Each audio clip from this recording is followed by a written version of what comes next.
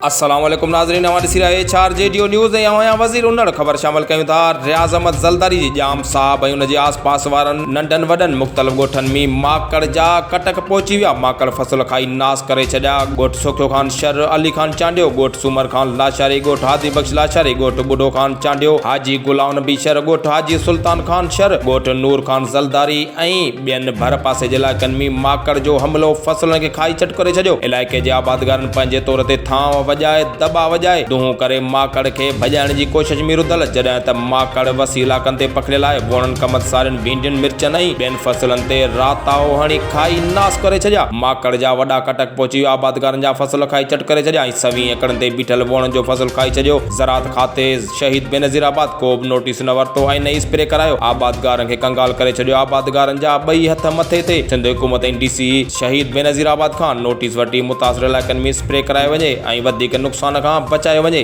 चार जेडियो न्यूज़ में फ़िलहाल एतिरो ई। वधीक ख़बरनि अपडेट्स लाइ ॾिसंदा रहो चार जेडियो न्यूज़।